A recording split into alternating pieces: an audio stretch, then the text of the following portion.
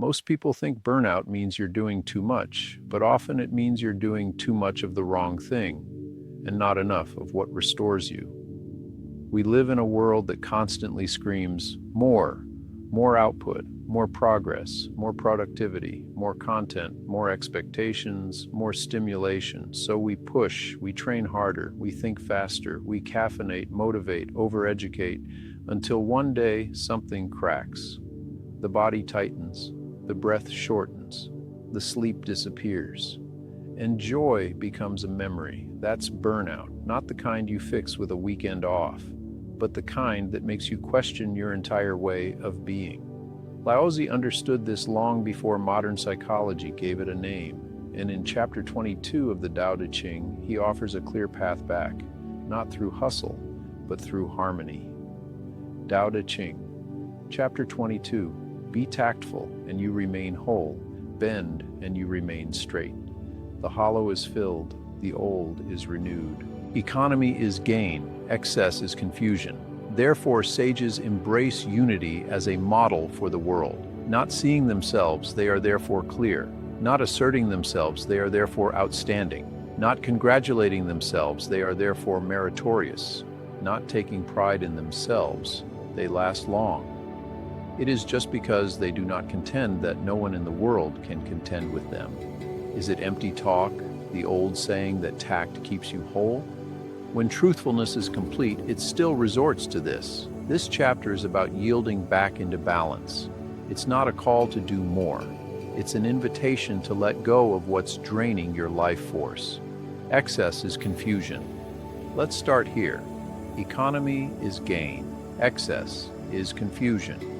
In meditative language, economy doesn't mean frugality. It means harmony. It means not wasting energy. Now think of how modern life works. You're expected to respond to texts, emails, comments, DMs all day. You're supposed to work out, eat clean, meditate, journal, grow a business, and stay high vibration. You're praised for your output, but not your presence. That's not economy, that's excess. And Laozi says, it leads to confusion, not just mentally, but energetically. The nervous system burns out, the breath shortens, the body armors, and eventually you lose clarity. You forget what actually matters. You forget how to feel whole. This is why burnout doesn't just exhaust you, it fragments you. But Tao offers another path. I had a black belt student, driven, talented, sharp. He showed up early, stayed late, ran extra drills. He wanted to master every form, every technique. But something was off. His body was tight, his transitions weren't smooth, and his eyes, they were always darting, always scanning. He looked like he was fighting, even in stillness. One day during class, I asked him to slow down, to stop doing, to just breathe and feel his weight drop into the floor. He resisted. I don't feel like I'm doing anything, he said. Exactly. That's when I told him, doing less isn't weakness.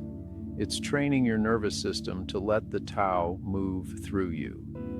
He started practicing Qigong, slower, softer, yielding.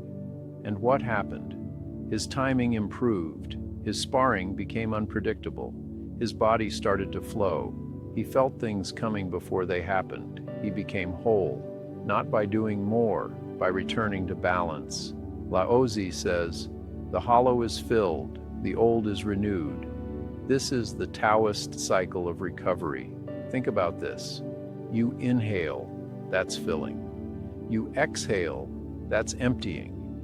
And in the pause, renewal begins.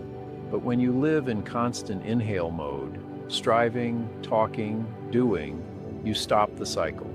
You never pause, you never empty, and that's why you burn out. The remedy isn't quitting your path, it's restoring your rhythm. That's the core of Taoist health. Yin and yang, stillness and movement, doing and non-doing. If you never get quiet, you can't hear the Tao whisper. If you never slow down, your body can't integrate the lessons. If you never yield, you can't truly grow. The 3-minute reset, this practice is for your midday burnout prevention.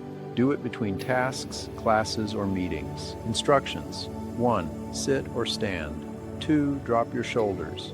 3. Inhale slowly for 4 counts. 4. Exhale for 6 to 8 counts through the mouth like a soft wind. 5. Let the belly rise and fall naturally. 6. Feel the space behind your eyes and the stillness underneath your thinking. Repeat for 3 minutes. This is the pause that fills the hollow. This is where the old is renewed. Yielding is longevity. Later in the chapter, Laozi says, "Not asserting themselves, they are outstanding. Not taking pride in themselves, they last long." In Tao, we're not aiming for a quick win. We're building a life that lasts. That's not done by force, it's done by flow. If you watch water, it doesn't push, it doesn't strain, but over time, it reshapes mountains. Your health is the same. You don't need to conquer your nervous system. You need to listen to it, soften into it, flow with it. That's how you age backward. That's how you restore wholeness. Try this, the weekly yielding practice. Choose one day this week to do 20% less. Yes, less. Cut out one obligation. Skip one task that doesn't feed you. Say no to something you usually say yes to, out of guilt or habit. Replace it with breathwork, a nature walk, or stillness. This is how you begin to repattern your system. This is how you practice economy is gain. You'll be surprised how much more focused, energized, and creative you are when you give your body permission to recover. Let's return to the first line. Be tactful, and you remain whole. In meditative terms, tact isn't manipulation. It's sensitivity to timing. It's knowing when to push and when to pause, when to speak and when to breathe. The ones who remain whole are not the ones who do the most. They're the ones who move with the current, who know when to yield, who master the rhythm of restoration. You can too. And you don't need to disappear for a retreat. You just need to return to this moment, right here, right now. One final invitation. If this lesson spoke to you, let it be more than a nice idea. Practice it, feel it, live it. And if you're enjoying these Tao lessons, do me a favor, like this video. Leave a comment below. Tell me one thing you're doing this week to return to balance. Subscribe to the channel so you don't miss the next chapter.